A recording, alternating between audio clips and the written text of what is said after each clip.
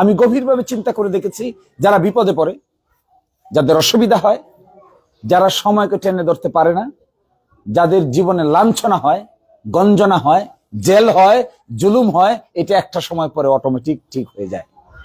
কতক্ষণ আমি আপনার সঙ্গে যদি মারামারি করি, পাশের বাড়ি নিয়ে মারামারি করলাম, আপনি আমার মার্ডার কেস দিলেন, আমি আপনারা মার্ডার কেস দিলাম, আমার পক্ষের একজন মারা গেল, আপনার পক্ষে একজন মারা গেল, আমার পক্ষে 10 জন জেলে গেল, আপনার পক্ষে 10 জন জেলে গেল। এটা কয়দিন চললো?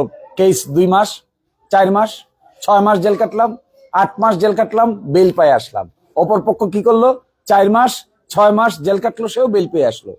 যেদিন পুলিশ ধরে নিয়ে গেছিল হাত করা পড়ায় বাড়ি থেকে, সেদিন মনে হয়েছিল এই অপমানের চেয়ে মরে যাওয়াই ভালো।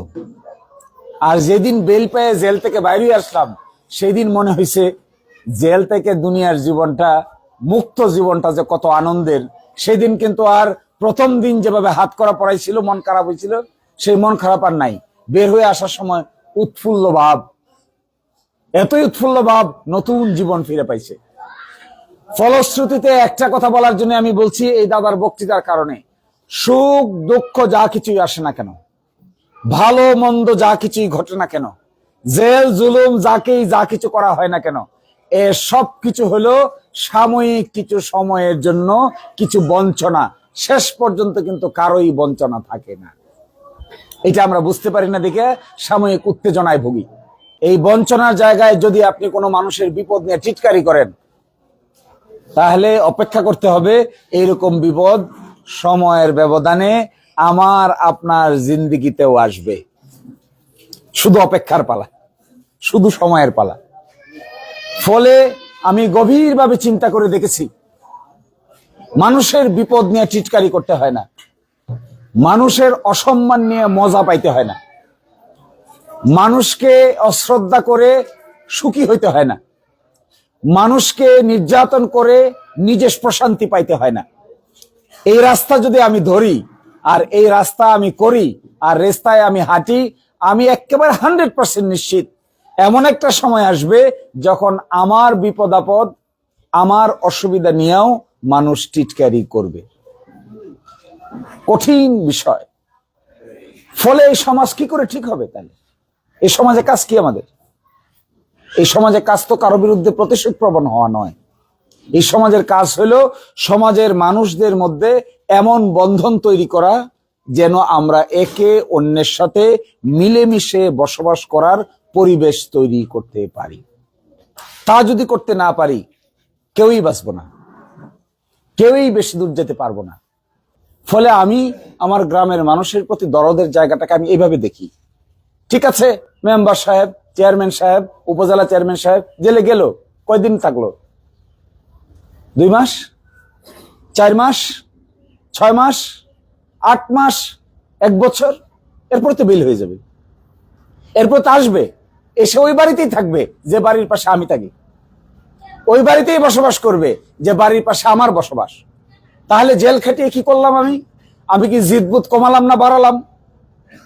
সাংঘাতিক প্রশ্ন। কিন্তু আপনি দেখবেন একজন ব্যক্তি যদি কারো মামলার কারণে জেলে যায়, আর এ যদি বের হয়ে আসে, তখন এসে বলে তোর কারণে জেল খাচ্ছি 7 দিন, এইবার যদি জেলে যেতে হয় তাহলে কিন্তু মার্ডার করেই জেলে যাবে। শোনেন না এগুলা কথা? 7 দিন জেল কাটে তার জেলের ভয় ভেঙে গেছে। আগে জেল, পুলিশ হ্যান্ডকাপ দেখলে ভয় পাইতো, পুলিশ আসতেছে, রাস্তা সাইডে দিয়ে পলাইতো, পুলিশ আসতেছে। এবার আর পুলিশ আসলে কয়, আগে তো পুলিশ ধরছিল, হ্যান্ডকাপ লাগাইছিল, গারদে নিছিল, জেলে রাখছিল, 7 দিন ছিলাম, উকিল সাহেব ধরছি, 5,000 টাকা খরচ করছি, বাইরে আইছি। এইবার যদি জেলে আবার যাইতে হয়, যে আমার হাতে হ্যান্ডকাপ লাগাইছে এরে মার্ডার না করে আর যাইতে চাই না। শোনেন নাই মানুষের জিদ? তাহলে কি সমাজ, এই সমস্ত কর্মকাণ্ডের মাধ্যমে সমাজ কি ঠিক করা যাবে, নাকি সমাজে আরো গোলমাল বাড়ানো হবে? গোলমাল বাড়বে। এই গোলমালের শেষ কোথায়? গোলমালের কিন্তু কোনো শেষ নাই। আমি কেন গ্রামে গ্রামে ঘুরে বেড়াই? আমি গভীরভাবে চিন্তা করে দেখেছি, বাংলাদেশের যেখানে যাই হোক না কেন, বাংলাদেশের যেখানে যে পরিস্থিতি হোক না কেন, অন্তত পক্ষে আমার বাড়ি যেখানে, আমার আশেপাশে যেখানে আছে, আমি যাদেরকে চিনে অভ্যস্ত, আমি যাদেরকে চিনি, যাদেরকে নিয়ে কথা বলি, কাজ করি, অন্তত আমি চাই তারা এখানে একটা সৌহার্দ্যপূর্ণ ভাবে সামাজিক সম্প্রীতি বজায় রেখে চলাফেরার একটা পরিবেশ খুঁজে পাক। আমি তো আর দেশ ঠিক করতে পারবো না। আমি সারা বাংলাদেশের আনাচে কানাচে 18 কোটি লোকের দায়িত্ব তো আমি নিতে পারবো না। 18 কোটি লোক তো আমার ঘরে তার দায়িত্ব পালন করি, এটা সে চাইবেও না। কিন্তু যার বাড়ি আমার বাড়ির পাশে, যার বাড়ি আমার ইউনিয়নের পাশে, যার উপজেলা আমার উপজেলার পাশে, যাকে চিনি, যার পূর্বপুরুষ আমাদেরকে চিনতো, আমাদের পূর্বপুরুষ যাদেরকে চিনতো, আমাদের মধ্যে যে একটা সৌহার্দ্য সম্প্রীতির বন্ধন তৈরি হয়েছিল, আমি চাই এটা ভাঙুক না, এটা বজায় থাকুক, সম্মান বজায় থাকুক, ইজ্জত বজায় থাকুক, জিদবোধ কমুক, সমঝোতা বাড়ুক, আলাপ আলোচনার পরিবেশ বাড়ুক, একের সাথে অন্য দেখা দেখি পর্যন্ত করে না। আমি এই দিরাই সাল্লায় উদাহরণ হিসেবে 5টা 6টা সালিশে নিজে অংশগ্রহণ করেছি, শুধু এটা দেখার জন্য, এটা বোঝার জন্য যে সালিশগুলো নিষ্পত্তি করতে পারলে কি পরিমাণ আরাম হয় মানুষের মধ্যে। তার মধ্যে একটা ছিল দাউদপুর, আমাদের বাড়ির পাশে দাউদপুর।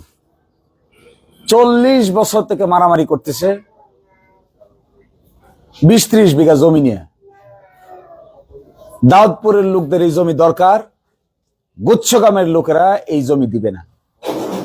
অথচ দাউদপুরের লোকেরা এই জমি ছাড়া তাদের খোলাও হয় না, তাদের পূজাও হয় না, ইভেন তাদের যে লাকড়িটা লার আরো একটা জায়গা নেই।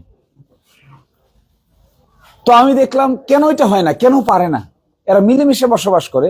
দাউদপুরের লোকেরা সব হিন্দু কমিউনিটির লোক, গুচ্ছগ্রামের লোকেরা সব মুসলিম কমিউনিটির লোক। এরা এদেরকে দেখতে পারে না, খেতে হাল বায়, ওই জায়গায় খেতে হাল চাষ করে নিয়ে চলে যায়। ওই ক্ষেত লাগাইছে, আরেকজনে কাইটে নিয়ে চলে গেছে। আরেকজনে ক্ষেত লাগাইছে, ক্ষেত যাইতে গিয়া ছাগল দিয়ে ক্ষেত খাওয়াই ফেলছে। এই নিয়ে একেবারে উত্তেজনাকর অবস্থা। আমি বাড়ি এসে আমাকে ফোন দিল, ফোন দিয়ে বললো যে এই হালত। আমি ডাকলাম এদেরকে, ওদেরকে বললাম সমঝোতা করতে চান, কিছু দিয়া কিছু না দিয়ে মানতে চান? কয় মানতে চাই। আরেক পক্ষকে ডাকলাম, আপনি কিছু দিয়া না দিয়ে মানতে চান? বলছে আগামীকালকে জানাবো। আগামীকালকে বিকাল বেলা ডাকলাম, মানতে চান? বলছে আরো 2 দিন সময় চাই। আরো 2 দিন সময়ের পরে ডাকলাম, করবেন কিছু, কিছু দিয়ে কিছু না দিয়ে মানতে চান? কয় একটু আলাপ করতে হবে। আরো 3 দিন সময় দিলাম, আলাপ করলো। আলাপ করে এসে বলে আপনারা এখন জানাইতে পারতেছি না, আরো 2-4 দিন সময় দেন। এই কথা বলে আমি ঢাকা চলে গেছি। ঢাকায় যাওয়ার পরে পরের দিনই ফোন দিছে, আমরা সমঝোতা চাই। 2 পক্ষকে ডেকে ঢাকায় নিয়ে গেলাম। আমার তখন কোর্টে বড় বড় মামলা ছিল, আসা সম্ভব ছিল না। ঢাকা থেকে সামারচর থেকে দিরাই থেকে গাড়ি ভাড়া করে ঢাকায় গেছে। ঢাকায় নিয়ে উভয় পক্ষের সাথে আলাপ আলোচনা করলাম, খাওয়া দাওয়া হইলো। আসলে সমস্যা কি জিজ্ঞাসা করলাম, কেন দাউদপুরের লোকদের কি খোলা থাকবে না? দাউদপুরের লোকদের কি এই যে গোবরটা শুকাইতে দেয়, গরুর গোবরটা শুকাইতে দেয়, এই শুকানোর জায়গা থাকতে হবে না? দাউদপুরের লোকেরা কি একটু পানি পার হয়ে তার খোলা না থাকলে ধান শুকাবে কি করে? তো আমাকে বলে যে তাহলে কি করণীয়? বললাম জায়গা দিয়ে দাও দাউদপুরে, টাকা নিয়ে নাও দাউদপুর থেকে, তো হয়ে গেল। প্রথম শূন্য মাথার মধ্যে কি বলেন আপনি এটা? বললাম যে আর কোনো বিচারই নাই, আমি একাই বিচারি, এক লাইনে বিচার, মানলে মানবা, না মানলে উঠে চলে যাবে। সব এক বাক্যে রাজি হইলো, মানবে। বললাম যে 1 ক্ষেতের জায়গা দাম হবে 1 লাখ টাকা। এই ক্ষেত মনে হয় প্রায় 25-30 কের ক্ষেত, প্রতি 1 কের 1 লাখ, 30 কের 30 লাখ। ওদের টাকা দিয়ে দাও, তোমরা তাদের রেজিস্ট্রি করে দিয়ে দাও। আর বাড়তি কোনো টাকা যদি দিতে হয়, রেজিস্ট্রেশনের কাজ এটা আমি করে দিব, এটা কারো লাগবে না টাকা দিব। মারামারি কমছে, জিদবুদ কমছে, হিন্দু মুসলিম দাঙ্গার সম্ভাবনা কমছে। এক সময় পরে এটা হিন্দু মুসলিম দাঙ্গার দিকে রওনা দিছিল। এরা হলো হিন্দু, এরা হলো মুসলমান। মুসলমানরা বলে আমাদের গুলো নিয়ে গেছে, আর এরা বলে, হিন্দুরা বলে 5ই আগস্টের পরে শক্তি বাড়ছে তাই এরকম করতেছে। আর এরা বলে 5ই আগস্টের আগে তো আমাদেরকে ডিস্টার্ব করে নাই, এখন আমরা ডিস্টার্ব করব। দেখেন একটা ঘটনার কত ডাইমেনশন হইতে পারে। অবশেষে সাংবাদিক আসছে, রিপোর্ট করবে হিন্দুদেরকে অত্যাচার করতেছে মুসলমানরা। এই কথা বললে মানুষ বিশ্বাস করবে না? করবে তো, করবে। আর বসে সমাধান করে সে তার জায়গা দিয়ে দিছে, জায়গাটা গুচ্ছগ্রামে। তারা জায়গার মালিক, তারা স্বীকার করে, দাঁতপুরও স্বীকার করে এটা গুচ্ছগ্রামের মালিক, গুচ্ছগ্রামও স্বীকার করে গুচ্ছগ্রামের মালিক, কাগজপত্রেও আছে গুচ্ছগ্রামের মালিক, প্রশাসনও স্বীকার করে গুচ্ছগ্রামের মালিক। কিন্তু এই জায়গাটা দরকার হলো দাঁতপুর, তা না হলে তারা চলতে পারে না, তাদের চলাফেরার কোনো সুযোগ নাই। তাহলে যে পরিমাণ বাজার মূল্য আছে তার চেয়ে কম মূল্যে বিক্রি করে দাও, কিনে নেক হয়ে গেল। যদি এই জিনিস নিয়ে আদালতে যেত, আমি আপনাদেরকে কসম করে বলছি 12 বছর মামলা চলার পরেও এই ঘটনার কোন সুরাহা কেউ বাইর করতে পারত না। কোর্ট কাছারি দিয়ে, ম্যাজিস্ট্রেট দিয়ে মানুষকে সোজা করা যায়? ম্যাজিস্ট্রেট কি আপনার বাড়িতে আসবে? আমি আপনি দ্বন্দ্ব করতেছি বাড়ির সীমানা নিয়ে, ম্যাজিস্ট্রেট 144 জারি করে দিছে, এরপরে তার কাজ কি? হয়তো আদেশ একটা দিয়ে দিছে, কাগজ একটা এসে গেছে, থানায় জমা পড়ে গেছে, থাকি আমি আর আপনি, মাঝখানে হলো দেড় জায়গা, ম্যাজিস্ট্রেট কইছে এটা স্থিতাবস্থা বজায় থাকতে হবে, কেউ কারো ডিস্টার্ব করতে পারবে না। কেন আমার ছেলে যদি ওখানে গিয়ে প্রস্রাব করে ম্যাজিস্ট্রেট দেখবে? আমার ছেলে ঘুম থেকে উঠতে সকালে ওখানে গিয়ে যদি পেশাব করে আসে, ম্যাজিস্ট্রেট কি করে দেখবে পেশাব কে করছে আর না করছে?